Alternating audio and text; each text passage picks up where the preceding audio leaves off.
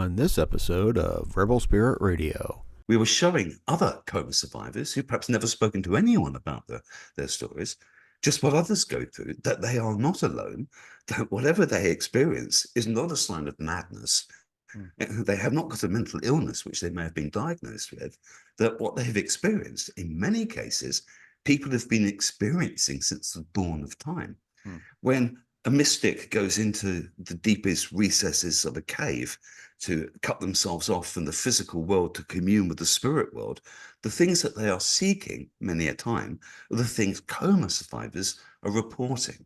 These, the out-of-body experiences, the beautiful countryside and things, the meeting of entities and all these different things, these are being reported within coma. Because we live in a materialistic science world where if you can't weigh it, measure it, slice it up or whatever, it does not exist. Therefore, when a doctor cannot explain to a patient the level of consciousness they're experiencing at this very minute, they haven't got a hope of explaining the level of consciousness that people are experiencing deep within coma.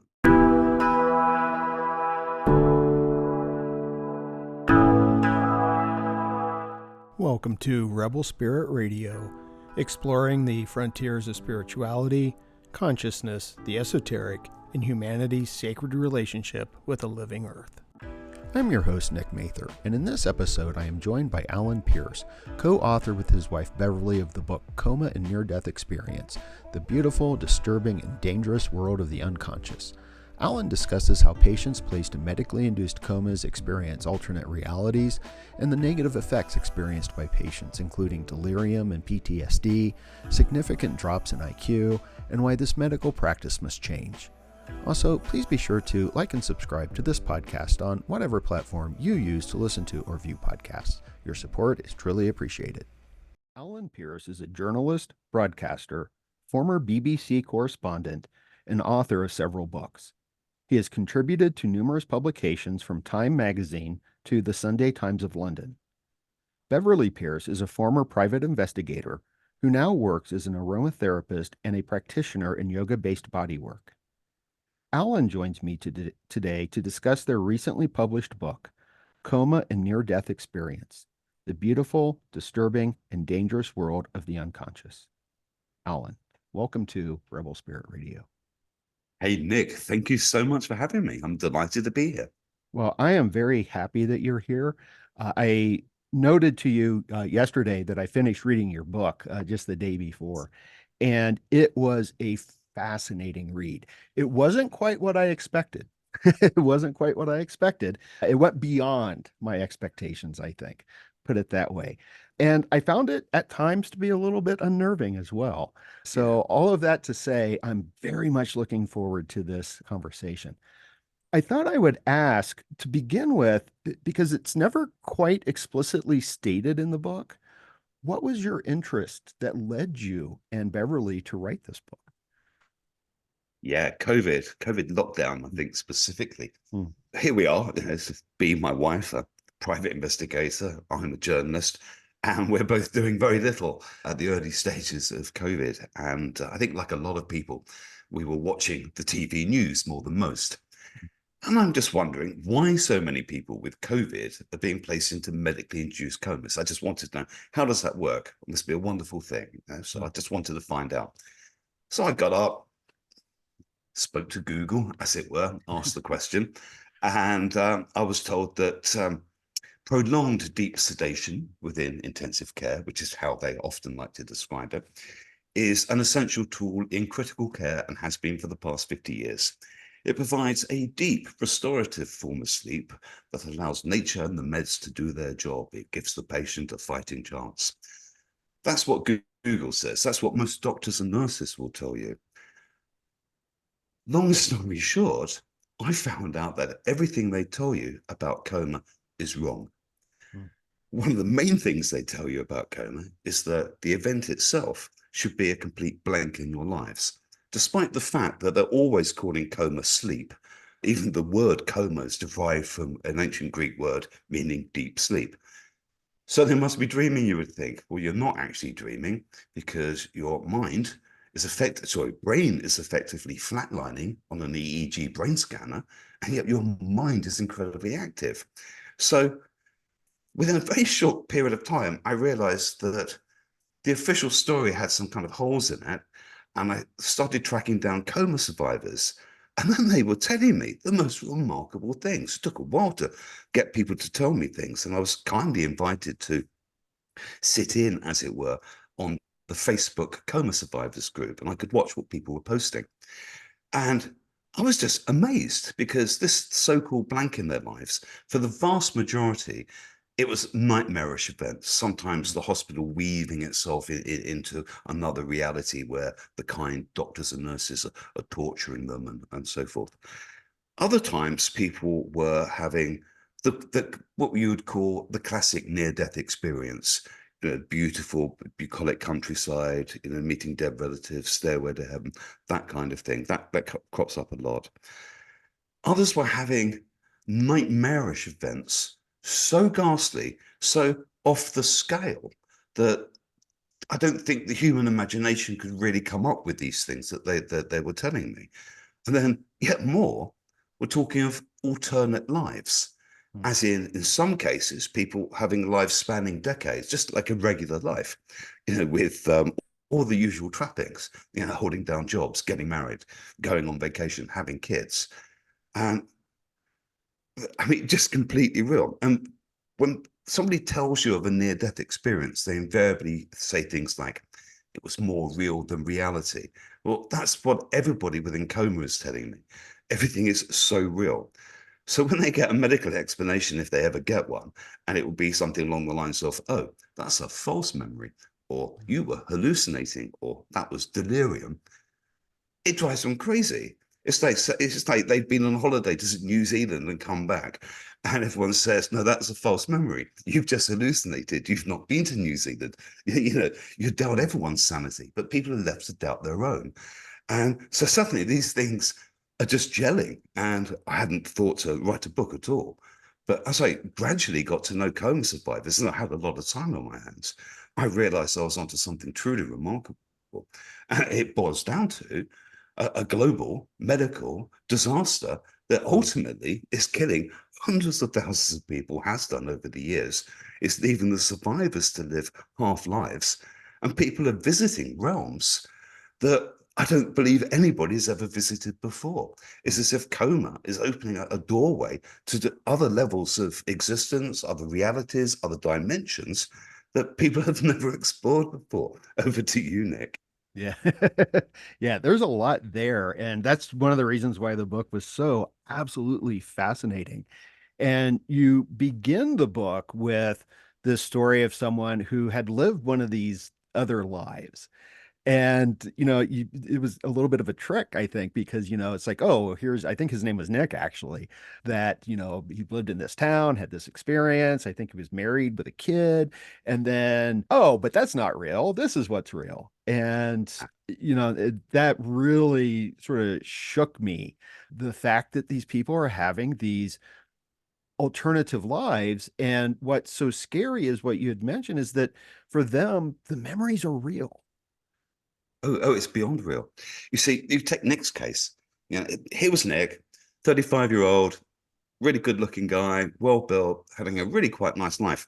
He's running his own pizza parlor, owns and operates his own pizza parlor, and he contracts pneumonia. And this is quickly turning to sepsis, which can lead to organ failure. Hospital take one look at him and do what they normally do in a circumstance like this, which is place him into a medically induced coma. He was down for 2 weeks. During that time, Nick experienced an alternate life spanning the 1960s and the 1970s. And everything about it was as real as this world, except he would say it's like the United States, but not the United States on a map. The same places were there, but they were in the wrong place. And he described the atmosphere as being slightly orange, whereas ours is somewhat blue.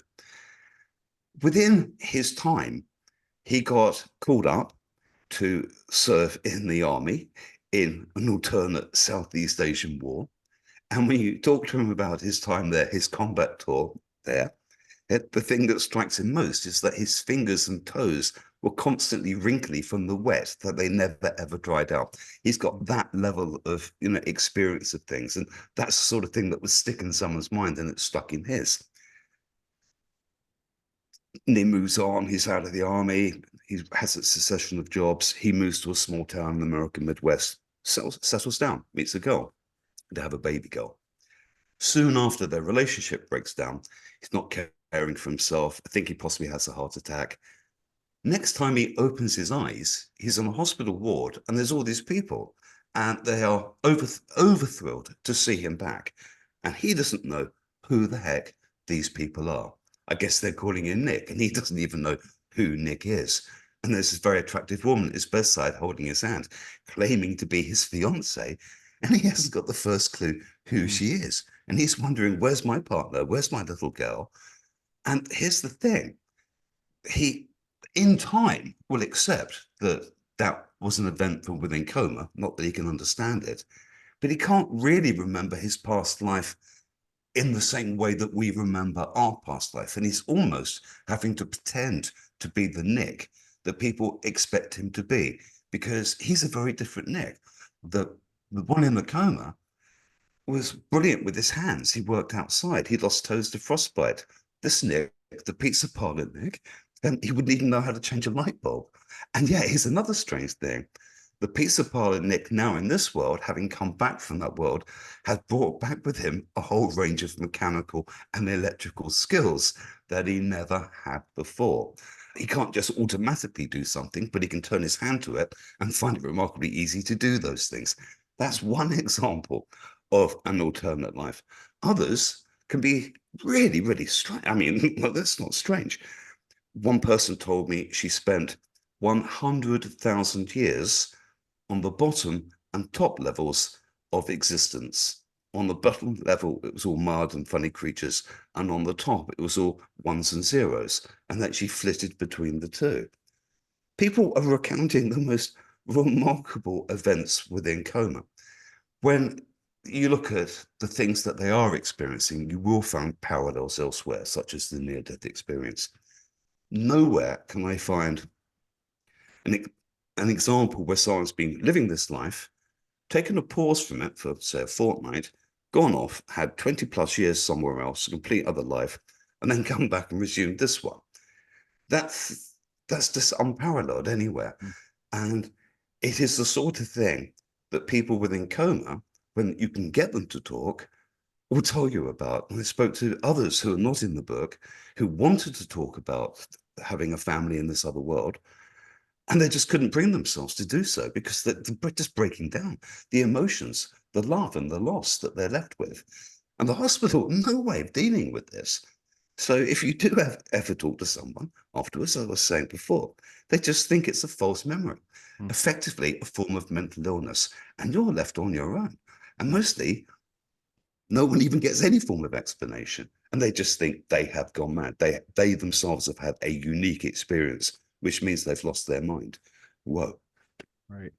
Yeah, the term is that they have a delirium, that somehow it's all false. But what was also fascinating is that these experiences were so real to them that when they came out of the coma, many of them were suffering from PTSD. Oh, yeah. I mean, just being in intensive care for a period, something like 80% of people come out of that with post-traumatic stress disorder.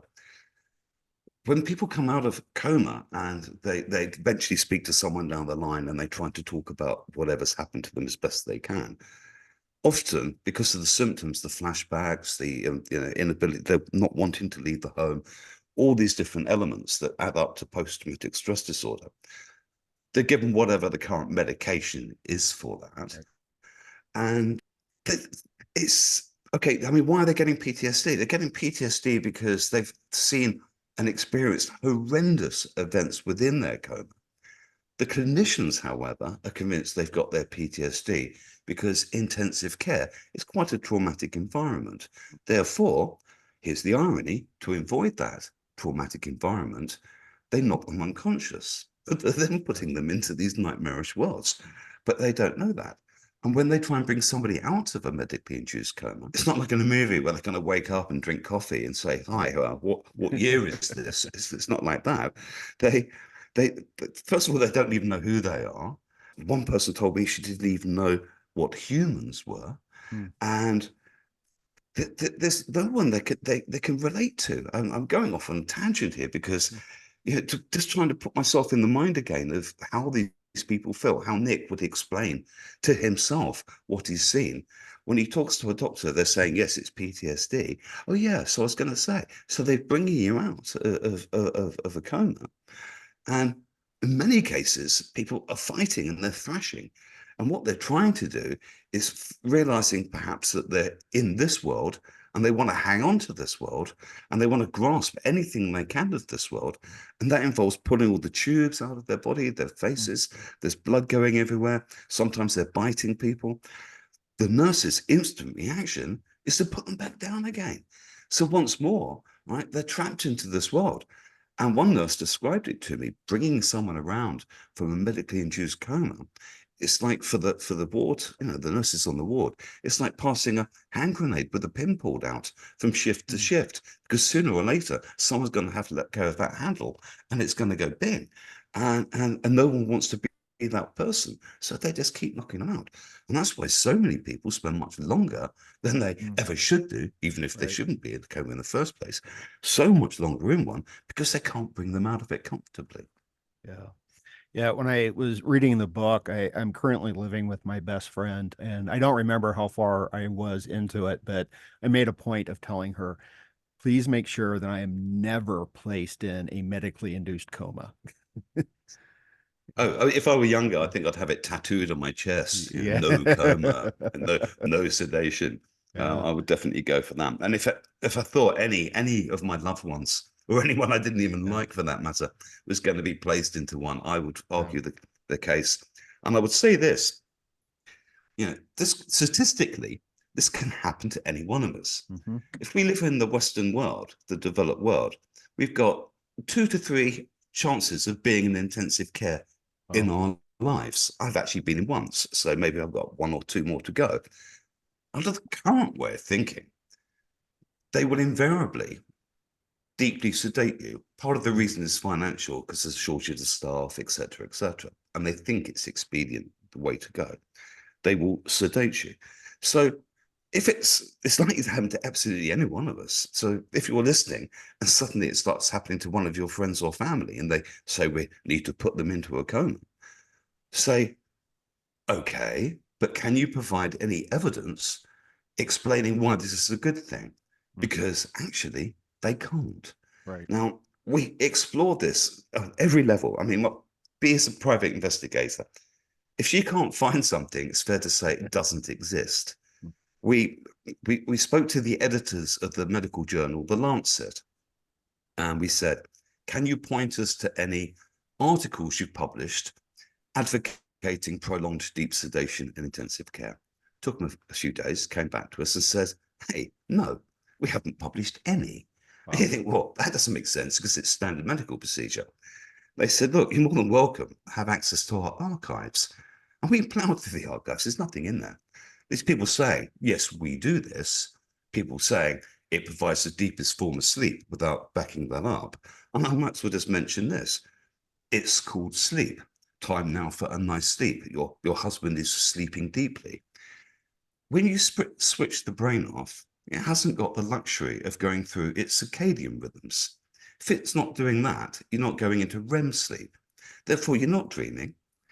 If you're denied REM sleep for 3 days on average, you will begin to lose your mind. It's used universally as a form of torture. The medical world, scientific world, can't experiment on people over dangerously long periods without sleep. This is not ethical. The military, however, don't have any such qualms. And in certain prisons, such as Guantanamo or Abu Ghraib, they used to run a thing called the frequent flyer program, where they would keep prisoners awake for 3 weeks at a time. Subsequently, fast forward, a lot of these have come to court, and it's been determined in court that the the practice of keeping them awake for 3 weeks has seriously permanently damaged their brain. And that, if it's proven to be done intentionally, it is therefore torture. But this is what every doctor and nurse is doing as we speak now around the world in intensive care units. And yet they're doing it with the best will in the world. And it's thanks to COVID, because so many people were placed into medically induced comas around the world, that you can see the damage because there's just so much more of it. Right. And since then, a lot of people have been exploring this, and a lot of brilliant work has been done in the last few years. And they've determined very, very clearly that not only is coma massively overused, it's almost used as the first option in so many cases. You know, I think doctors and nurses can agree, and the medical literature does agree, that there are a handful of instances where a person can be placed into a medically induced coma. Somebody having a brain seizure, wanting to prevent permanent damage to the brain, switch it off. But you're not switching it off for more than a few minutes, certainly not switching off for days, weeks, or months at a time as you are in coma. Certain kinds of injuries, such as abdominal, where you don't want people moving around, again, you might do that, but not for a long period. And if somebody's got particular kinds of complications after heart surgery, and they need that oxygen, all the oxygen to get to the heart, the brain uses a lot of oxygen, they will switch the brain off or slow it down. But again, not for too long. Whenever they do switch it off for a lengthy period, it is beginning to cause damage in one form or another. Just the lack of sleep. You build up to 3 days and you're really into trouble. Additionally, there's the whole thing that whilst you're in a coma, you're not moving. Somebody is turning you every 2 hours to prevent bed sores, etc. But during that period, your body is wasting away. All sorts of terrible things happen. Joints calcify, nerves disconnect. You've got terrible skeletal damage. Muscle wastage is beyond shocking. For centuries, thousands of years, people have believed that bed rest, you're not well, go to bed, is one of the best things you can do. Turns out that it's one of the worst things you can do. Just 1 week of bed rest, i.e. not getting up doing anything, 1 week of bed rest can result in the loss of 40% of lean muscle. That's a mighty amount of muscle. If you were in coma for 3 months, say, you're not going to see this muscle wastage because you're so pumped full of fluids, you're all puffy. Small wonder when they try and make them stand up that they can't stand up because they've got nothing supporting them. Additionally, the damage done to the brain, particularly to memory, is shocking. With one of the doctors that were helping us with the book, Dr. Wes Ely, who's professor of medicine at Vanderbilt, earlier on, he was becoming concerned that damage was being caused to his coma patients and wanted to follow them up. And one of his patients, she'd been a mathematical whiz, and she'd had an IQ of 140 prior to being placed into a coma. When she came out of her coma, and Dr. Wesley got to talk to her to see how she was getting on, she was not the same person. She couldn't even add up her checking account. So he's like, right, we're going to do some tests. We've got to do every test possible. One of the first things they did was have a sit down, take another IQ test. She scored 100. She had dropped 40 points. I mean, Wow. for someone of that intellect now to be at that level, they put it into an MRI scanner. Bearing in mind, I think she was about 35. When they looked at the scans, she had the brain of a very old woman with dementia. Parts of her brain had shriveled. Now, if you had these symptoms just generally coming out of intensive care, if you had these symptoms, they just don't even know what to say. So they're going to say something like, well, it's a temporary blip. You know, you wait till you get home, you're going to get better. If they actually put their hands up and said, really sorry here, this is a direct consequence of the treatment we have given you. This is a hospital-acquired condition, not generally covered by insurance, right? They just wouldn't want to say that. Wouldn't want you to know that. So they just simply say, it's a blip. Don't you worry. Well, dear, you had lots of drugs. You will get better. Don't you worry. And that's the end of it. But for the patient, it's not the end of it. And one of the reasons we decided to write a book or realize what we were doing with the book, we were showing other coma survivors who perhaps never spoken to anyone about their stories, just what others go through, that they are not alone, that whatever they experience is not a sign of madness. They have not got a mental illness, which they may have been diagnosed with, that what they have experienced, in many cases, people have been experiencing since the dawn of time. When a mystic goes into the deepest recesses of a cave to cut themselves off from the physical world to commune with the spirit world, the things that they are seeking many a time are the things coma survivors are reporting. These, the out-of-body experiences, the beautiful countryside and things, the meeting of entities and all these different things, these are being reported within coma. Because we live in a materialistic science world where if you can't weigh it, measure it, slice it up or whatever, it does not exist. Therefore, when a doctor cannot explain to a patient the level of consciousness they're experiencing at this very minute, they haven't got a hope of explaining the level of consciousness that people are experiencing deep within coma. They think they're unconscious. It may be that there's no such thing as unconscious, in fact, because technically these people are unconscious, and yet they're experiencing realities as real as this, and even down to tasting roast chicken that they're eating or drinking margaritas on a cruise ship. That level of feeling, or being tortured, or finding themselves trapped, for example, in an organ harvesting facility and believing that this is where they are, and it's coming out of that. No one you can explain that to will take you seriously. Right. Well, thank you for kind of heading in this general direction, because this is really where I wanted to explore some of these. I guess what I want to say is that what became very obvious in the book is that our medical system is very much grounded in materialism, a materialist worldview, and that what's going on here with these coma patients and the near-death experience is a challenge to this materialist worldview. And your comment on consciousness is perfect, because I think that there's a little bit of arrogance in medical professionals where they just kind of act as if they know what consciousness is. But the reality is no one really knows what it is. And I think if anybody actually wanted to really study consciousness, which is, I think, a growing science at this point in Yeah. time, particularly with artificial intelligence, they would do very well to debrief coma survivors. I think for starters, people should be talking to those who've experienced near-death experiences to get a vision of what people see.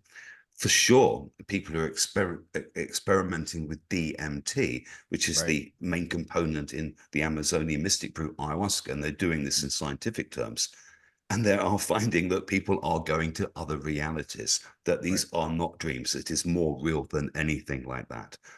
And here we have yet another doorway, as it were, into other levels of consciousness. I mean, when Nick, for example, is having his alternate life, is he having a past life? Is he actually going back to a past life and experiencing it? Others within the book have had past lives, but they told them to me as their past deaths, as in, I was a pilot, I crashed a plane into the River Thames, I drowned. I was a fisherman, I was unloading fish at a dock, there was an accident, I drowned. I was put in a box as a torture. It was filled with water. I drowned. On and on and on. And in that case, his case, almost all involved drowning in water. He also found himself in loops. One particular event after another would just loop. And this is a very, very common theme amongst coma, people reporting events within coma. In his case, he had to witness his wife, not in this world, his wife dying in childbirth over and over again. that he was in the room, not like viewing it like on a movie or anything like that. He was actually there, experiencing it, the smell, the feelings, the fear, everything, over and over and over and over again. And this happens so often that people will talk of these loops.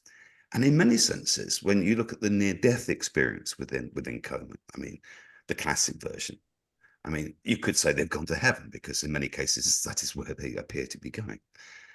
Within coma, people will regularly use the word hell and say, this loop was my hell, and so on and so forth, that they truly believe they're trapped in hell.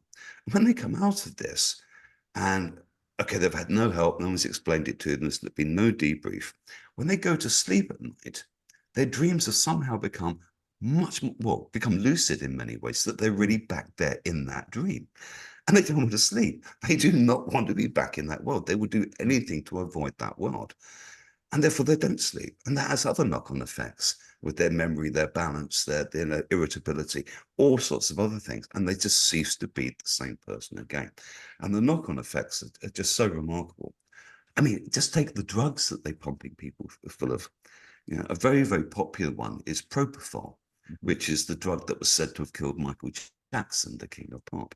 Now, if your kidneys are not functioning because they're not going through the 24-hour cycle, because that's not being regulated by the brain, this stuff is not getting flushed out of the system. And all of this stays in the system. So often when you switch somebody off, you think you've turned off the drip, as it were. They're still down there for weeks at a time because these drugs are still in their system. And when they get home, they're having withdrawal symptoms from they don't know what, because no one's even told them. And they don't even know necessarily that these are withdrawal symptoms. They're just racked with pain and sweats and nightmares and all the rest of it. And if you talk to somebody about it, they're just so dismissed, and it's heartbreaking. And when you actually get to talk to a coma survivor, their first thing is that they're enormously guarded. They're wondering why somebody's actually got an interest in this, because nobody else has until now. And the result I've had, because I've been sharing the book with coma survivors as we've been writing it, was just thank you, somebody's listened. For the first time, someone's taking me seriously. And the people that have helped us with the book, the 20 plus coma survivors, I think every single one of them has said, I'm doing this because I want others to know what I've been through and that they're not alone. And they've been telling us things that they've not even told their family, not even told their nearest and dearest. And it's only by becoming, and I can only say it's becoming friends with so many of these people over lots of time, that they have opened up in the way they've never felt confident to open up to anybody before. And they've done so for the benefit of the reader. And they have taken us now to realms and realities that there's no Hollywood scriptwriter could ever come up with. Right. Yeah, one of the reasons that I was interested in speaking with you and reading this book, I'm going to share just a little bit of personal information here, because there were three things that popped out at me. The first two were my parents. I lost both of my parents in 2015, and my mom was in a coma. I don't think it was a medically induced coma. But when she was in the hospital, and I think she was in intensive care quite a bit, they were pumping her full of Atrovent, which is the anxiety med. Anxiety drug. Yeah. Yeah. And you noted in the book that that can actually result in a kind of delirium. And that's exactly what the nurses and the doctors were telling me, is that my mother had terminal delirium. And You they see, automatically said, it was like, well, she's terminal, so, just let her go. well, Nick, I'm so sorry for you anyway. And that is heartbreaking, Yeah. because if you read the current medical literature, all the stuff that's been learned since COVID and the scale of this, right? All attempts should be made to avoid putting anybody in any form of prolonged sedation, and even just this doping them up and making them, Yeah. just basically blurred, living in some blurred existence. What they know works, and this is like so basic that I think every nurse knows this in their heart, that a patient needs human contact. Mm. It is one of the key elements to recovery. It enables the patient to be invested in their own recovery. One of the key things when you're ill, you're in hospital, that first time when you get out of bed and you take those first few steps, you know you're on the road to recovery. Mm-hmm. When somebody's got, say, let's just stick with COVID. Someone's got COVID. Yes, you've got them on a mechanical ventilator. A doctor, a nurse, on whole, will say that person needs to be knocked unconscious because they can't tolerate the tube. That is not true. We show it's why it's not true. We show you how to do it properly in the book. And people in the right settings are in an intensive care unit that is not mayhem, that is not all noise and panic and flashing lights and upset and people just dying and trolleys being pushed in and out. They're in a nicer environment. They're stimulated with human contact. Their families are allowed to come in and see them, and they're kept active, and they get them out of bed and moving around, gently doing it, because just a little bit of activity like that on one level will make them properly physically tired so they will sleep beautifully when they're in bed. It will also stop their minds drifting off to these other realities, because what we discovered in the book is the biggest cause for delirium within a hospital is the lack of stimulation, and mental, physical, and visual. We compared it to a thing known as the prisoner's cinema, where prisoners who are placed into solitary confinement, dark spaces for long periods of time, will start to get visual effects. It starts off with geometric patterns, beautiful motifs, things of this order. The longer they stay there, strange things will start to happen. They'll see animals in the room, they'll see people in the room, they'll be in other realities. This, it would appear, is what the brain is giving you something to look at almost. And this is what's happening to people with intensive care. When they've done experiments with sensory deprivation, almost everything they're reporting that people are witnessing within sensory dep are the classic symptoms of intensive care delirium. Hello, can you see the problem? And it's that simple. And a handful of doctors and nurses are trying to change the world, are trying to make people do this. But the reaction they get is, well, you can get your patients out of bed, but ours are too sick. There's no way about it. Your patients, obviously, you know, they're fine. And they won't take it seriously. So if you've been a doctor or a nurse for decades, say, and this has been all you've ever done, and all you've ever done is with the best of intentions, you've never seen the damage that you're causing, because critical care has become a conveyor belt of care where no one looks over their shoulder at the product coming off the other end. They do not see the damage. Therefore, they don't know there's a problem. And when anybody raises an issue, as you say earlier, because of our materialistic way of seeing things, it is not, well, you've communed with the spirit world, or you were crossing over, or whatever. It is, let's look in the book, oh, it's a form of mental illness. It is, in this case, hallucination, which is very, very clearly a symptom of mental illness in the book. Delirium. And also, just point this out, to say if you're in a coma and you're delirious or you're hallucinating is wrong, because they're both conscious states. You can't have a conscious state whilst being unconscious. And to hallucinate, mostly you have your eyes open. And they're fleeting affairs. They don't last for days, weeks, years, months, decades, as in the case of Nick. So everything they want to tell you is just wrong. And they can't tell you right unless they drop the whole mantle of materialism and look outside the box. And that's the problem where we're at. But there are changes. We are moving in that direction slowly. Yeah. Well, I want to talk about some of these changes a little bit later, but I still want to stay with this idea of the consciousness. And I also just wanted to throw in that my dad was in a medically induced coma and on a ventilator.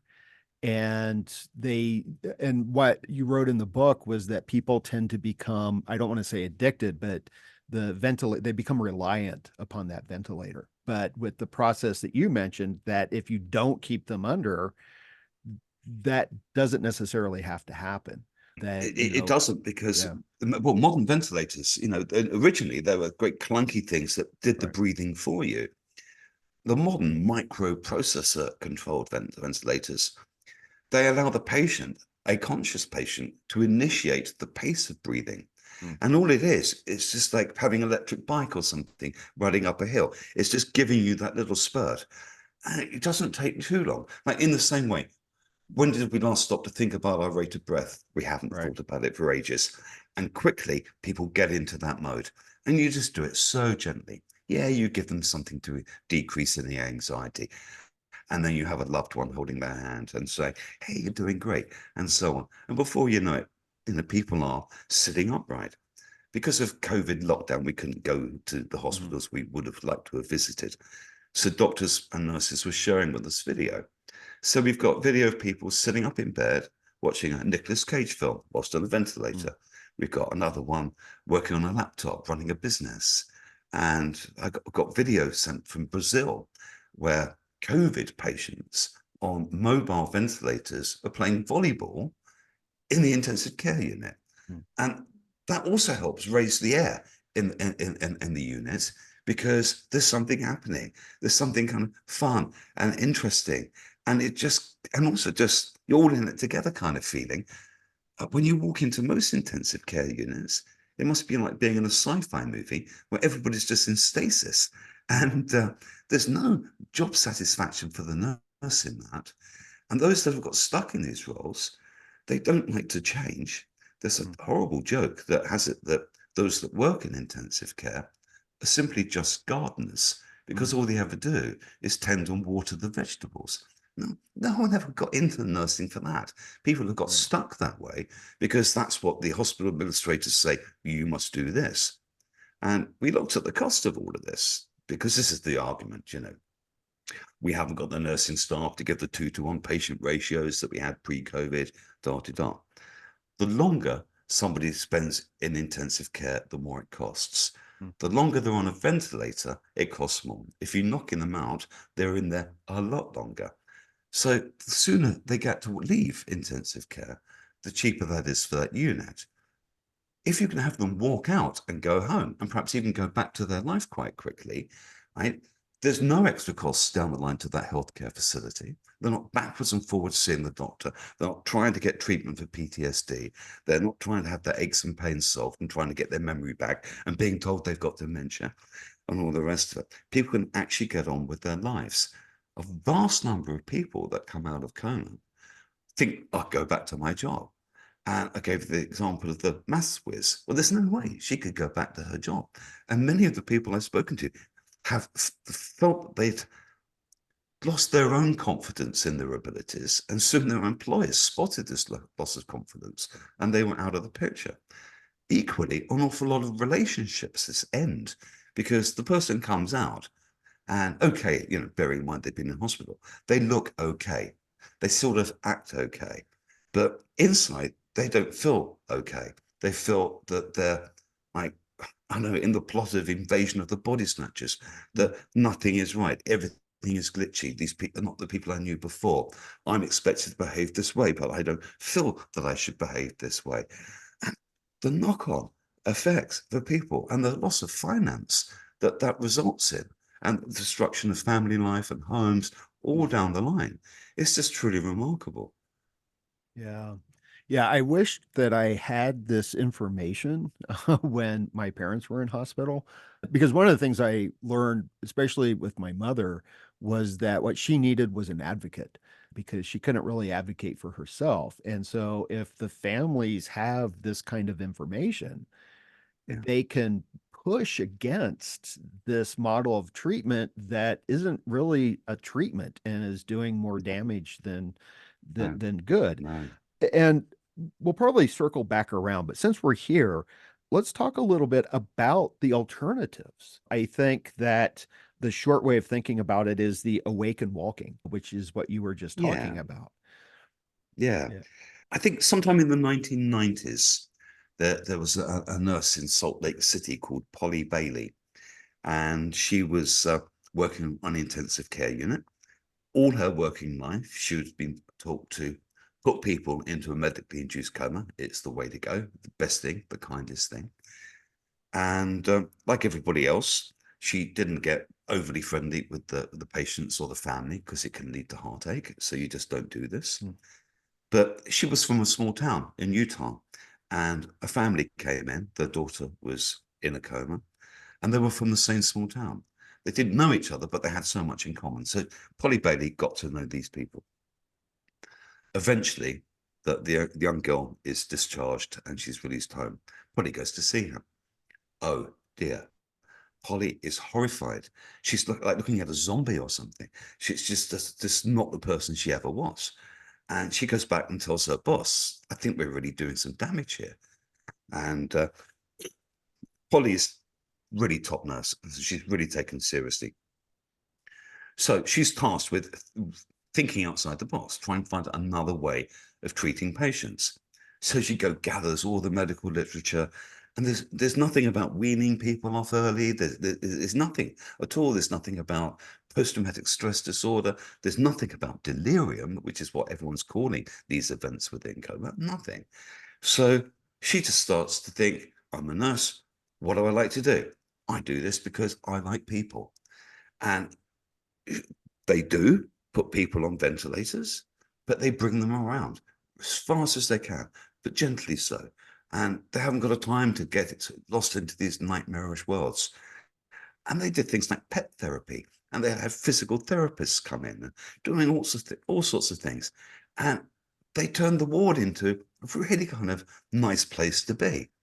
And this started to catch on. And then they noticed that instead of releasing everybody to care homes down the line, people were actually putting their shoes and socks on and walking out of the door. And this was unheard of. So they started a new intensive care unit at this hospital, and Polly was put in charge. And other people started to see the results, and Polly then started to gather evidence. And she wrote a scientific paper, a medical paper, and published it.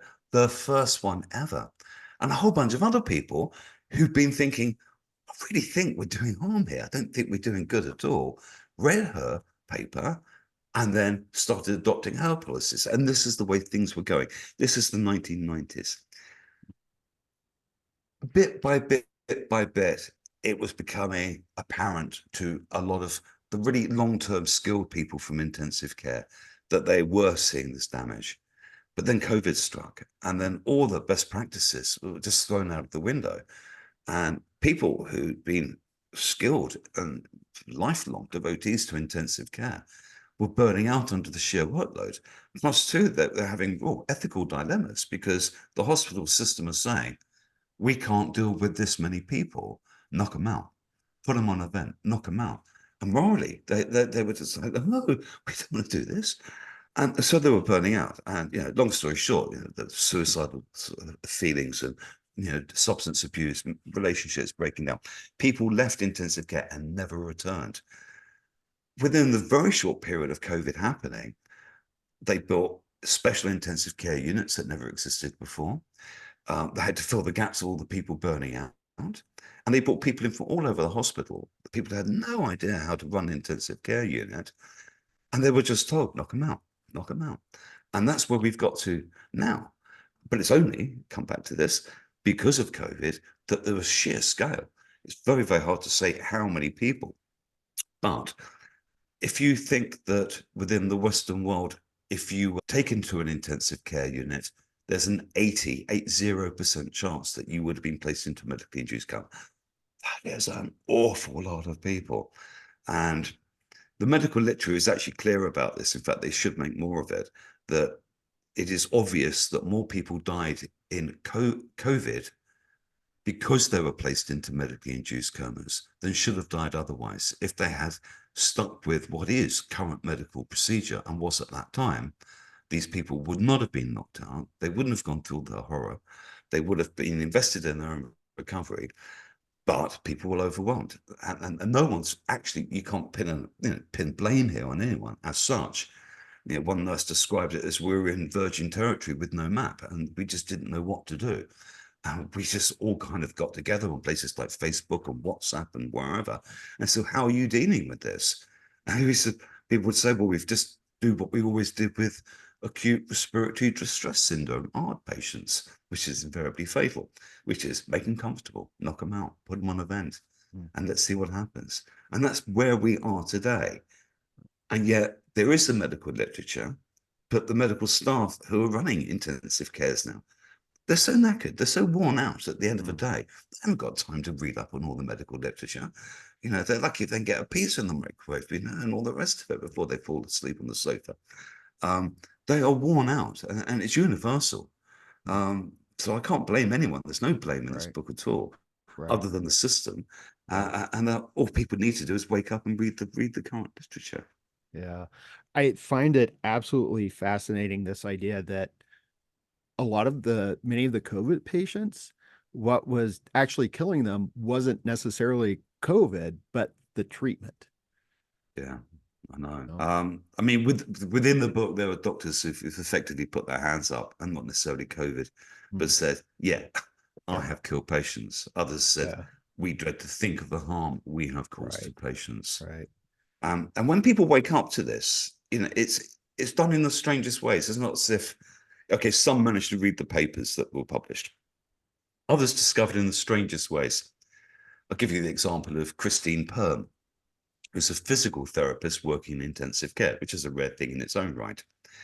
And she had to write up all her case notes, and her office was a real noisy, busy place. So she went down to the hospital atrium. Beautiful, it's got fountains and flowers. It's lovely, nice, comfy sofas. Sat down there and started typing up her notes. And people coming into reception were recognizing her. The families of people she'd been treating, some of the patients she'd been treating coming back for some other treatment. And she got to see what happened to people after they left intensive care, because it's never her job to find out. But she found out, and when she was telling me, she cried. And she said, I could write a book about this. The damage that we have collectively all caused, not just in the US, globally. We have causes, and people need to wake up. And the tears in her eyes, because Mm. she knows the damage that has been caused, and only found out by sheer fluke. Yeah. Yeah, speaking with you, what is kind of running through my mind is that I want to use this book in a introduction to philosophy class, Oh, because wow. it addresses ethics, because there are all these ethical questions. It addresses metaphysics in the terms of what's real. And I kind of want to circle back on that, but also epistemology in terms of our knowledge, that we are very limited in what we know about these things, because we are guided by this materialistic paradigm, which is not helpful. It's not helpful at all. So, along these lines, before we began recording this, you had mentioned to me that before writing this book, you were firmly in the materialist camp and you had never had identified as spiritual. But now it's a little bit different. Yeah, you see, even the term materialistic, I would have Yeah. thought that would about possessions, or Yeah. Yeah. I want Yeah. to buy a new Mercedes, so I'm materialistic, that kind of thing.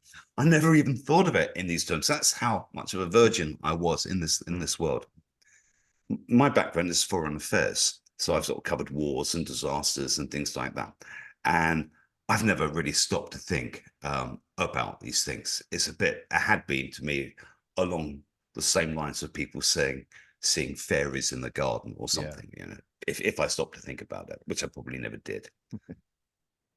Within researching this book, we found ourselves investigating a highly dubious medical procedure, and we found ourselves led on a path that was purely spiritual, that took us into realms that for which there were no other explanation, because we weren't trapped in any materialistic sense. That we were investigators coming at this completely fresh, with completely open eyes. When I talk to an eyewitness from an event as a journalist, I will take that eyewitness seriously and measure it against other eyewitness accounts. And I'm doing the same thing here. People telling me that they clinically died within the hospital, they were resuscitated. They saw these things. Not one telling me, not two telling me, many telling me. So suddenly I'm getting all these eyewitness accounts that tally. Now, it occurs to me that, well, in fact, it didn't occur to me. Something happened. I'll come out and say it. My daughter died halfway through writing this book. My daughter, Rebecca, she's a police detective, completely unexpected. Worst thing could ever happen to any parent, obviously, and I had all the usual emotions that go with that. However, I just knew that she wasn't dead. I just knew she wasn't dead. She had, and suddenly I felt I had this knowledge that was giving me enormous comfort, and I'd never had anything like that before. And subsequently, a number of friends have died just for different reasons. And in each instance, yes, I'm very sad to see them go, but I think they've gone to something nicer now. Or maybe they're just coming back for another mission, because this is precisely how I see it. Um, the, the writing of the, I mean, why the heck? A BNI written book about coma, file it under consciousness studies. It's not my thing. I just don't do this sort of thing. And yet it was like putting together a jigsaw puzzle and having somebody handing me all the right pieces at the right time. I mean, in lieu of a better word, the word I was using repeatedly was freaky. This is so freaky that this is happening. It's so freaky that I met this person just when I needed that question answering, who then introduced me to this other person, and everything just fell together so perfectly. On one level, it's the easiest thing I've ever done in my life, just because it flowed so. And the way the book's told, it's written as we're investigating, so it's a bit like a journey of exploration. As I'm learning, you're learning. And my daughter Rebecca died halfway through this. I realized my entire outlook had changed. That I now believed in spirit realms and all the rest of it.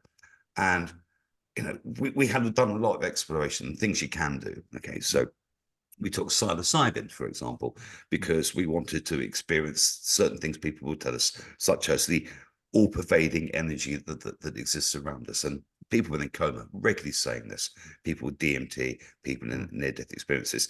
We had to experience some of this the best we could. So we found magic mushrooms locally.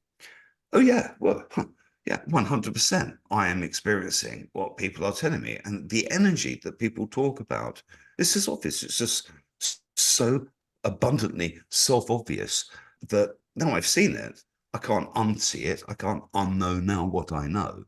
And I firmly believe that.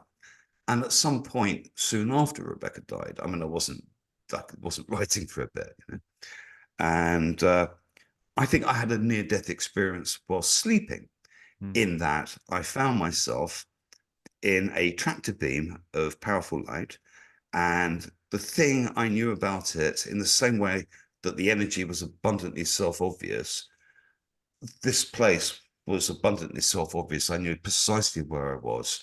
I had been here a lot of times before.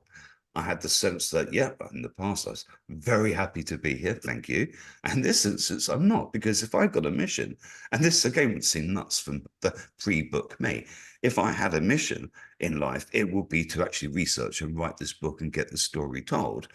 And you can't take me now. That would just be silly, wouldn't it? And the next thing I know, I'm looking out of my window. And the next day I start writing the book again. But I take a completely different angle. I didn't pick up where I left off. I decided to go on a completely different angle. And that changed the whole nature of the book. And I met this wonderful nurse practitioner called Kaylee Dayton, who opened my eyes to the damage that is being caused to patients, and her immense bravery in trying to change the world. Just recently, she's had people trying to take her license away because she hasn't been knocking people's senses with medication. She got out of that one because no one's got any evidence to say, yes, we should knock them around. Right. So odd the way just things have happened with the telling of this book. Getting a publisher, right? It'd be much easier for me to go to a local store, buy a lottery ticket, and get a jackpot than it is to get a top publisher in this day and age. It's almost impossible. And particularly for a subject like coma. So you've got a book, and they want to see what other books have been written in this market before, to see how your one might work. There isn't anyone. There isn't any books on this subject whatsoever. Jeff Kripal, the wonderful guy who wrote the preface for the book, he'd been helping throughout the book. We're chatting about how things are going, etc., at different times. And I happened to say to him, I've just written the last words in the book. And Jeff says, would you mind if I mentioned it to my publisher? And I think, well, would I mind? Let me think about that. He mentioned the publisher. Within 2 hours, we had the workings for a book deal. No, that doesn't happen. none of this should happen the way this happened. It's just too remarkably easy. So I'm just looking at it that this is my mission. This is my wife and I's mission. And we're very pleased with the job that we have done, because I think as far as what's known in the world today, this can't be improved upon. I'm just saying this in the journalistic editor's kind of perspective, that we have written and investigated a subject that affects us all that no one has investigated before. It's just mental. It's impossible to believe that. And yet that's what's happened. And I don't know what we're going to say about that. Yeah. Well, when we spoke prior, I actually thought about Jeff Kripal because the word you used to describe this change was The flip. that he flipped. Yeah. And Yeah. that's Well, the I read title of one of Jeff's his books. book. Yeah. I read his book and I go, I know that feeling. Yeah. Well, it seems to me that, having the conversations that I have on this podcast and the readings that I've done outside of this, that there is an ongoing challenge to the Western materialistic worldview. And again, that materialistic doesn't mean like what you initially thought, shallow getting things, but that there's just matter. It's all just matter in motion, and that if it can't be weighed or measured, it's senseless.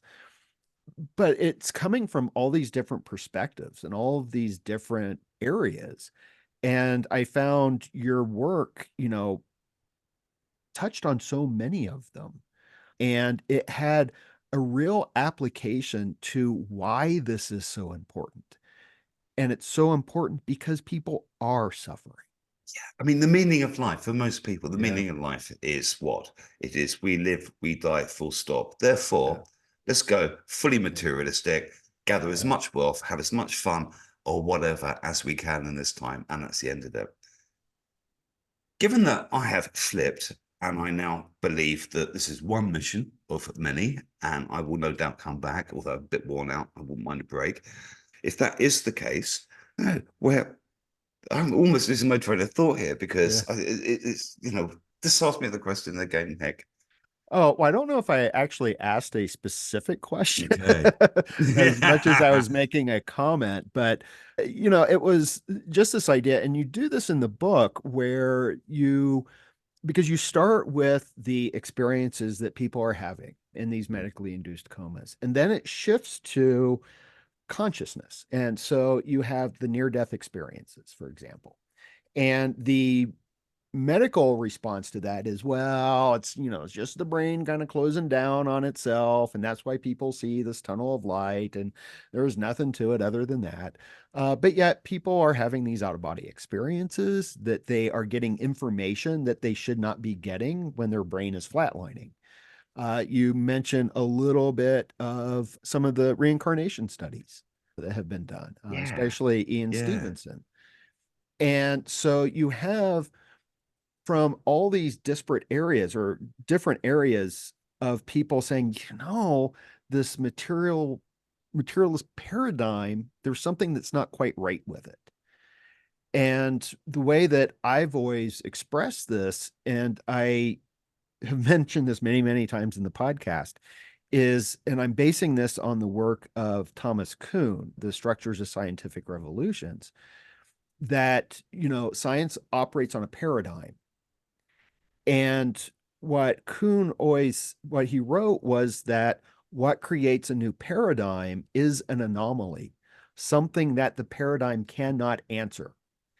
And I've been saying for a long time, that's consciousness, that the materialist paradigm cannot account for consciousness. And I think all too often it's viewed as, well, that's just, like some philosophical thought and things like that, But it is so important. And this is where I ended the comment, was because, and this is what your book demonstrates, is that the paradigm that we have has to change. Consciousness is the driver, and it has to change because people are suffering. Yeah, and I don't think it's going to be scientists or doctors that are going to make this change. I think it's others now. Yeah. I think particularly computer engineers, people seeking people, when they're looking to understand artificial intelligence and wondering where they can take it, can they get it to create its own consciousness, for example? In order to get to anything close to that point, you need to start understanding our own. There's nothing. There's nothing. There's philosophy and all the rest of it, but there's, philosophical stuff, but there is nothing in the scientific papers. They have to now look elsewhere. Yeah. And I think they are. When you add on top of that, okay, I wasn't even remotely spiritual. And when I start telling people about the project and then we're moving into spiritual zones, people are not giving me funny looks. People are saying, yeah, okay, I've always thought that, and so on and so forth. So I think people have always suspected this sort of thing, and yet it's coming to the surface more now. I couldn't say what the drivers are, but I imagine they're multiple. The endless bloody wars, the climate stuff, whatever. The lack of meaning in life, the nihilistic feeling about so much of our existence, that there has to be more for it than that. And when you look on, so just say Facebook, at groups devoted to the near-death experience, we're into tens and tens and tens of thousands of people, all looking for answers. And I think we are reaching a point where this is changing. Within the medical world, there's no spirituality being taught, but they're finding through the trials of prayer groups and whatever within hospitals, that it's helping people emotionally and spiritually and all the rest of it. And just gradually, it's not a tsunami of any kind. It's a very slow trickle, but it's all starting to gel at this point. And we were noticing this as we were putting the book together, and it just seemed to reinforce everything that we were discovering ourselves. And this is also too why it slightly appears to be wide ranging, that we go off into these other realms and so on, but everything is all tied, and we all keep coming back to the same points. And I just see how everything is connected. Yeah. Once you've seen it, as I believe I did with the near-death experience, and just by talking to people who I actually really trust and count as friends now, that I just know there's more. That there's no way they're making this up. And some people, I've asked all sorts of people. There's Professor Elizabeth Loftus, who's an expert in false memory in court cases. So I gave her some coma survivor stories, and she couldn't think that people were making them up as such, but she implied they were just dreams. And when I said they're a bit more detailed than dreams, she did say a lot of people do spend a long time rehearsing their stories. Well, I don't get that sense from any of the people in this book that have been telling me their accounts. In many cases, most of them were not gagging to get their story out. It was like blood from a stone in some instances. It took months for people to tell me things. These are not people who are looking for attention or anything like that. In fact, just the precise opposite. And they're not getting any attention at all. We do feel that the book's going to help them enormously. And also, your mum and dad, it was horribly upsetting event that happened to you, that this would have happened to so many people in the time of COVID. Yeah. That to know someone who's placed into a medically induced coma, okay, a lot of it is dark, but I think it's a bit like a DMT journey or an ayahuasca journey, that it can begin very, very dark. If you're prepped for that journey, you know how to handle it, and then it moves on. I think a lot of people in coma pass through those stages, and many who've told me really nightmarish events have then gone on to tell me some of the most beautiful NDE accounts I've ever heard in my life.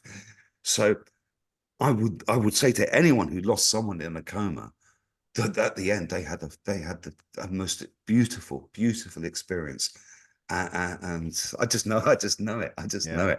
And if we had a time machine, you could play this back to me 4 or 5 years ago, I'd go, that's not me, someone's taken over me, but no, 100% no, I believe that. Yeah, two things that came to mind when you were speaking. One is, and this is just more of a comment, I suppose, but my background is, I have some philosophy background, but my passion is religious studies. And I teach religious studies, at least I used to. And a lot of my students would be nursing students because they were required to take a religious studies course. But No way. yeah, But the reason that they were required, I think, to take a religious studies course was to better understand the faith traditions of patients and their families and to be Yeah. respectful of that. What Yeah. it Which is very doesn't nice. do, yeah, what it Yeah. didn't do is bring in the larger question of spirituality to Right. medicine. Yeah. And so now I'm like a little bit on fire because of that comment that you made and that connection I made. But the other thing is the perspective, like you talked to the person who talked about, false memories. Mm. One of the responses is, well, it's just the drugs. Yeah, right. Okay. It's just the Okay. drugs that are doing it. Where can I buy these drugs? Where can I buy a drug that will give me an alternate life spanning decades when I just take a 2 week vacation in this world, yeah? Yeah. Because there aren't any that can do that. Okay, there are certain things you can take that will give you a near-death experience, but it's a little bit touch and go because you might actually go a little bit further than you were anticipating. Mm. So for sure, there are ways and means of doing that, but not giving someone an alternate life that spans Yeah. decades. There's nothing that does that.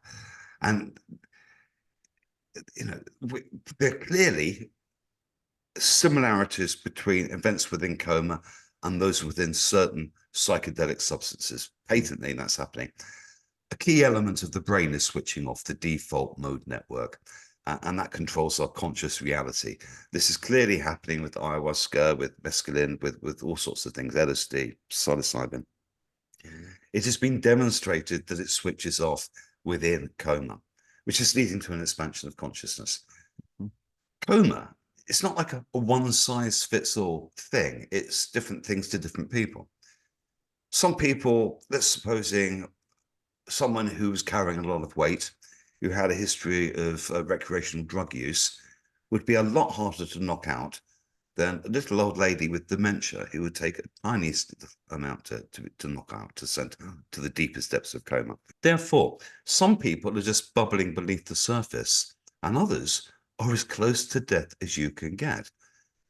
Outside of head injuries when they need to look inside, somebody who's in a medically induced coma does not generally get put into an MRI scanner or have their brain scans read. And when a doctor, Dr. Wesley, the Vanderbilt, did it when he was becoming suspicious, he was horrified just how low he was sending people. He was saying, it's a single flat line on this EEG reader. It is like looking at a heart without a pulse. We are pushing people so much deeper than we ever possibly imagined, and they are teetering on this life and the next, and in a measurable sense, they really, really are. And therefore, chemicals that are in the system, such as naturally occurring psychedelic chemical in the human, DMT, which may be in all mammals, will appear to be released at key moments of stress and impending death and death. Ethically, you can't experiment on healthy individuals and try and find the source for the DMT production at the pineal gland, for example. So they do it on animal models in the laboratory. When they've given rats induced heart attacks, they've seen their DMT levels spike like 600% or thereabouts. Comparatively speaking, if we would take that amount of DMT, we would be well away, with Mother Ayahuasca, we'd be in complete other realms. And it would appear that that is what's happening. Just you can't measure it because of ethical reasons. That would appear to be what's happening when people experience a near-death experience. Not to deride the experience in any sense, but to simply say that these chemicals are like a key in a door. They're Mm. just opening a doorway that's always there. And when you take, psychedelics, people just saying that's a shortcut. There are other ways to do this by meditation, by dark retreats, by all sorts of other ways of doing it. But people are having clearly these experiences, and they are as spiritual as you can get. And for a doctor to turn around, I was on a phone-in show a few weeks ago, and coma patient called him, and he'd had a really beautiful near-death experience, very unusual one. And I said, "Did you mention this to the doctors?" And he said, "Yeah, I was told I had a very active imagination." Mm. And that's it. That's it. Now, Okay, let's put aside for the moment that you shouldn't really be placing people into medically induced comas outside of a handful of instances. Just supposing that wasn't the case. You should have coma survivors talking to people before you put them into a coma and saying, look, these things can happen to you. Don't worry about it. They are understood now. And that we're going to have a chat when you come out the other end. And we'll have a debrief in the way that we would debrief, say, a soldier coming back from Afghanistan or somewhere. We'll have a proper debrief. That would make a world of difference. As one person said to me, you go into a coma, no one hands you a pamphlet, explaining all the things that are going to happen to you, and you're just dismissed at the other end. But another coma survivor, or just meet other coma survivors in any setting, be it physical or digital, and to share your experiences, like a weight lifted off their shoulders. And then when people get a chance to discuss the near-death type experiences, rather than just the sheer horror ones, they get a sense that there is so much more out there, that our lives do have meaning. And so many people, like people who've experienced the near-death experience in the regular world, many of them have experienced them within coma, the nicer ones, do not fear death. Absolutely do not fear death at all. Those that found themselves in hell and were maybe drawn out of their coma before they could move into these other realms, they do fear death, and they do not want to go to sleep, and they do not want to die. And they're just left with that. And it's a horrible way to be in life, because now, having taken comfort from what I've discovered writing the book, that I didn't write a book with this in mind. Everything that gave me my particular flip that came, is in the book as part of the story.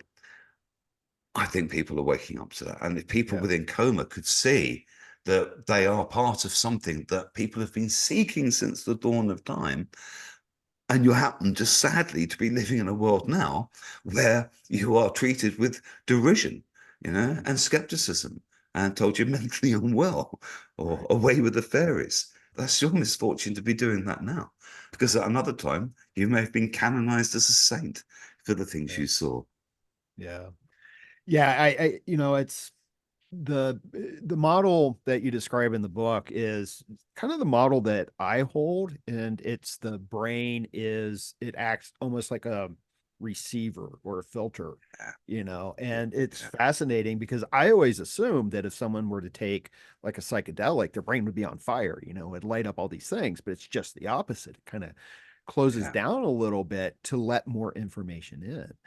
And I think it's really important. I like this idea of preparing people for this because I wonder if, and I think you mentioned this in the book, that people who have near-death experiences without being in a coma, it's very rare for them to have a hellish kind of experience. But the people within the medically induced coma, it's a much larger percentage of them having that kind of hellish experience. And I just wonder if we better prepared people for what may be coming, if that would reduce then the percentage of those hellish experiences. It's actually easier not Yeah. to knock them out in the first place. Yeah. Yeah. Keep True. them Yeah. active. Keep Yeah. keep them active. Yeah. Having their family come in, Yeah. bringing the Yeah. dog in. I Yeah. mean, Yeah. whatever. And suddenly, everything changes, and you Yeah. don't need to go down this path. That's just why I said Yeah. a few minutes ago that if you're going to have to put someone in a coma, have someone chat to them Yeah. before and after. Yeah. There will be cases. Someone's having heart surgery. Let's say, we know with your particular case that you may have problems, and we may have to put you on an ECMO machine, da da da da. We will have to put you into a state of suspended animation. We would like to explain to you some of the things that people experience, and let me introduce you to so and so who's been through this herself. Woomph. Mm. What a difference that would Yeah. make to Yeah. people. But you could apply that to so much in medicine anyway, right? Right. Right. But certainly within this case, you could do that. And even if you can't, you can't go back in time and prevent it happening in the past, you can start slowing it down now so that it will stop happening. You could recall so many coma survivors and simply say, in the light of what we've discovered, and it's all provable. Everything we're saying in the book is backed up by medical and scientific literature or eyewitness accounts. Right. Everything we have learned, right, should now be taken into consideration into critical care. It is not, it is not too much to ask. It is not more expensive. We demonstrate that it is not more expensive. We demonstrate that ultimately this is what doctors and nurses joined the profession for. Right. And it just follows that just human interaction. Just think of it. Any image of somebody, put an image in your mind of a person in the hospital, receiving care. They're having a nurse or somebody, being kind to them, holding a hand, stroking their brow. That's why people become doctors and nurses. Hmm. And they hate this situation. They hate the Yeah. situation they find themselves in. So it all needs changing. It all needs to change. Yeah. But as it's pointed out to me, I think something like only 14% of new procedures actually become accepted. Hmm. And if you look at some things such as bloodletting, draining the blood from those at death's door to balance their humors. Well, we did that for 2,000 years, more or less. Hmm. And that finally came to a stop, at least I'm hoping. Yeah. And, one day this will come to a stop after hopefully 50 years. Hmm. And I think one day someone hopefully will walk into a secondhand bookstore, find my book, Coma and Near-Death Experience, and go, oh, how primitive. They used to do that then. Yeah. Yeah, that's what I'd Yeah. like. So I don't want people to wait 50 years. Yeah. Now, I don't know if you can answer this or not, but I'm thinking from the perspective of someone who is a family member or loved one of someone who's in the hospital and they want to put them into medically induced coma and they've read your book. And Yeah. I wonder, can they say, no, don't do this? No, Um, no. are they at the mercy of the Seemingly not. system? No, because we live in a world, first off, where doctors know best. Yeah. And, whoever you talk to says, "Was the doctor recommending this?" Well, he's a doctor. She's a doctor. What, you've got to do what they say. I said this earlier. I'm thinking, ask for evidence. Just say, yeah, okay, we're up for this. Just show me how this works. And not just some nonsense that you're going to get this great sleep. Let me just talk you through it. Just show me something that says it works, because they can't. They just simply cannot. Right. Never, ever let it happen to you outside of these three cases, brain seizure, certain wounds, heart operations. Right. Beyond that, never let it happen to you. Simple. Here's a simple thing. So, heart bypass operations, very common in the Western world. You're on the operating theatre table for 4 to 6 hours, completely knocked out.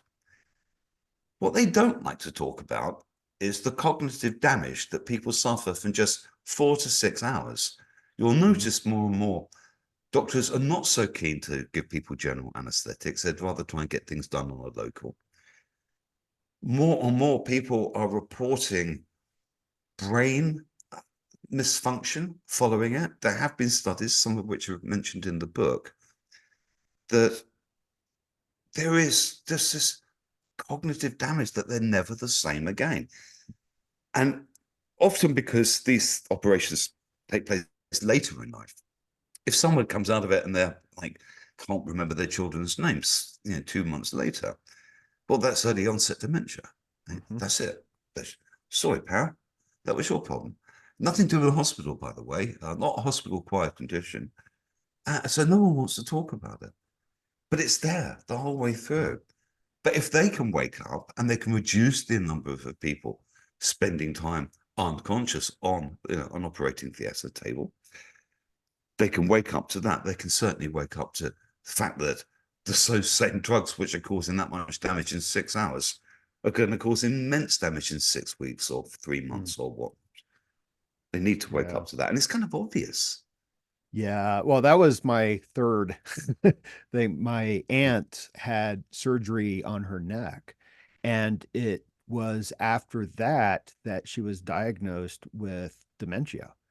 And I pointed this out to my uncle. I'm like, her memory had been slipping a little bit before then, but saw a Yeah. noticeable difference after that surgery. Yeah. And he In just, the book, we've got a nurse, Jill Larkin Storer. She spent years as a heart surgery nurse. Both her parents went through bypass procedures.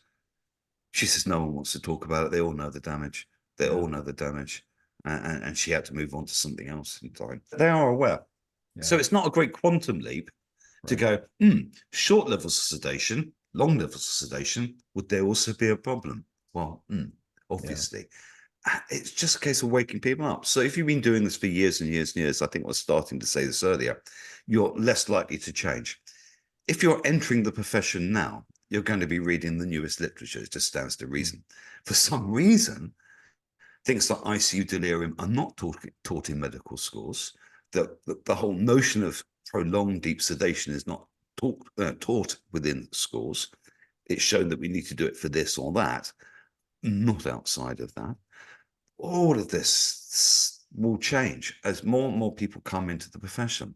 I find this really edifying that since COVID, certainly in the US and possibly in the UK too, more people are signing up to be doctors and nurses than ever before. You think it would be the opposite. I find that just warms my heart so wonderfully.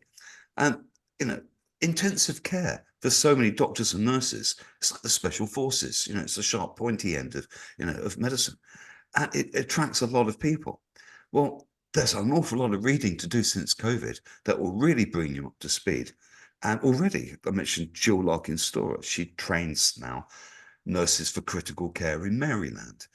And she's put the book on their curriculum so they can see what happens to people with inside coma, can also see people who are not in coma when they're not getting any stimulus within intensive care, how they start going a little bit doolally, seeing kangaroos in the room and all sorts of other things. They can just see what causes that and immediately how to stop that happening. Get them up, walk them about, talk to them about their children, anything. Just involve them in something and that will pass. These new doctors and nurses coming in will pick this up. And eventually you'll get to a point where they're in the majority. But no one's going to read this book and say, hold on, guys, right, from here on, we stop this practice at this hospital or whatever. It won't happen that way. Right. But it will gradually happen and it will stop. And it's like anything.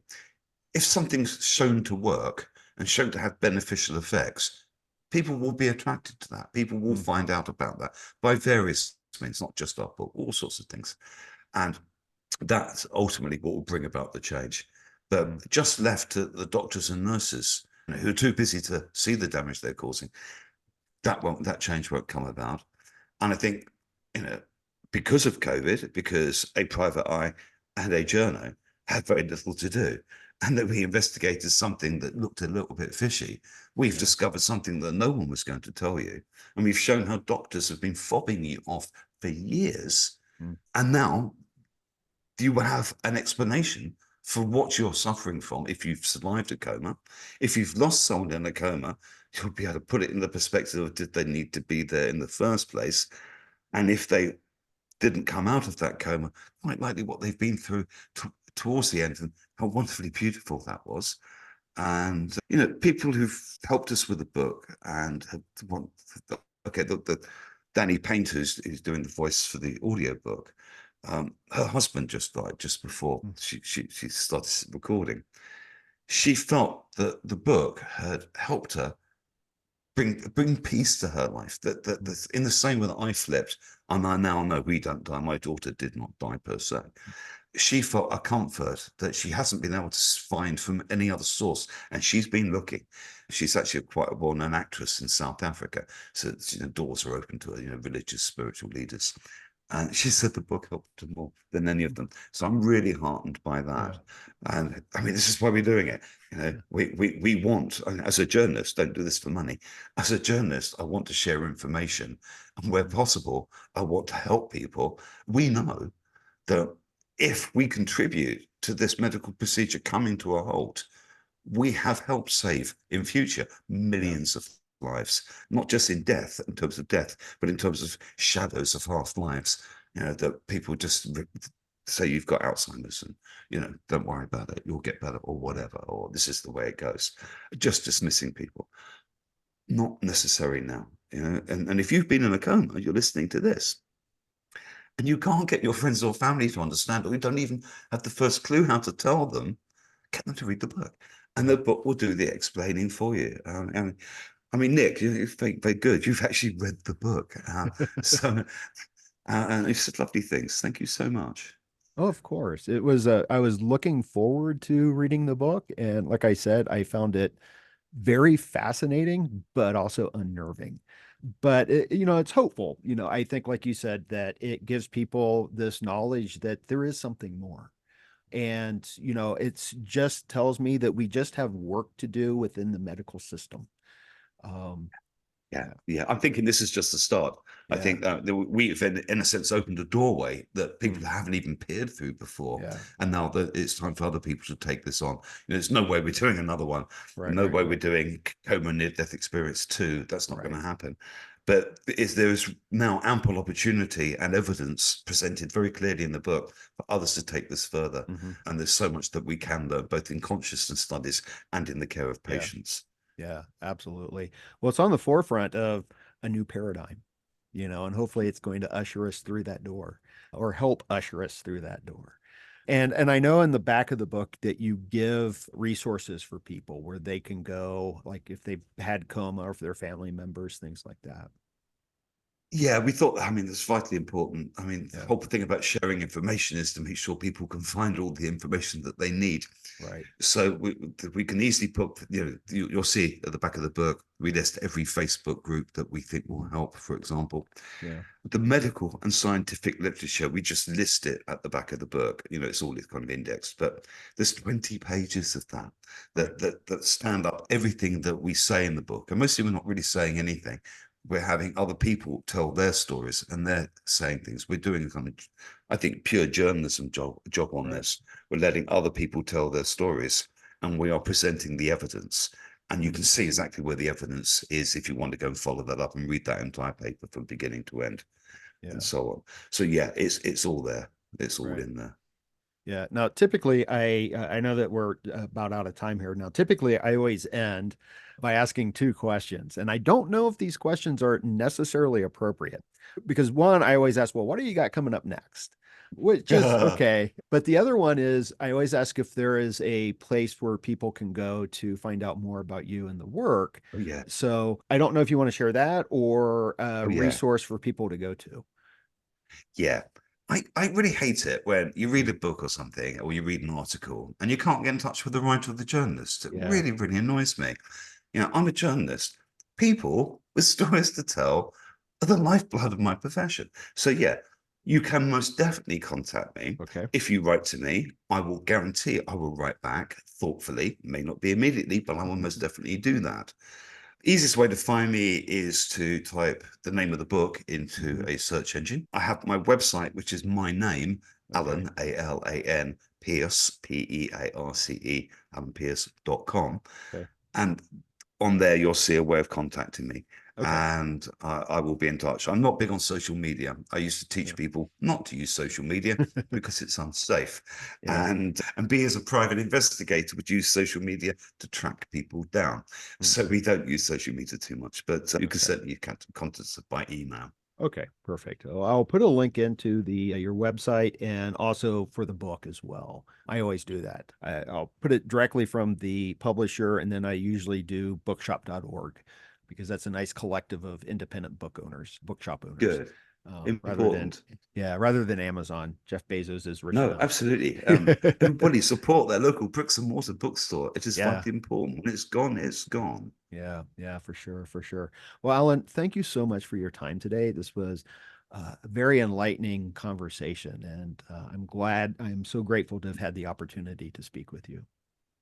It's been an absolute joy. I mean, a real joy. And thank you just so much for reading the book. I mean, it's wonderful courtesy. Not everyone gets this opportunity all the time or whatever.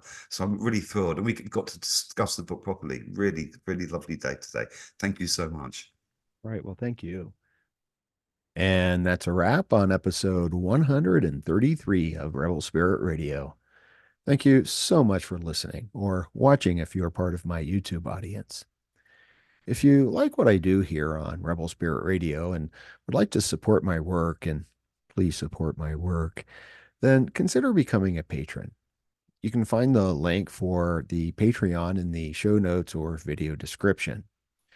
There are a number of perks for patrons, including early access to episodes, ad-free episodes, the Rebel Spirit Radio Book Club, and so much more. And of course, if you'd prefer to make a one-time donation, you can still do so via PayPal. I will be incredibly grateful for any support that you can provide. Another way that you can help the podcast is to share it with friends, family members, coworkers, even anyone that you think will enjoy it, and share it on social media too. That really is one of the best ways you can help and support the podcast. Help me grow my audience. So if you feel moved by the rebel spirit, and I sure hope that you do, then please, by all means, help me share the good news. Also, if you enjoyed this podcast, please make sure to give it a positive rating on whatever platform you use to listen to or view podcasts. And please subscribe. For those viewing on YouTube, please make sure to give this video a thumbs up and subscribe to the channel. And also hit that notification bell so you will be notified whenever I upload new content. I'm Nick Mather, and you've been listening to or watching Rebel Spirit Radio. Until next time, may you be in peace, may you flourish in all possible ways, and may you continue to nurture your rebel spirit.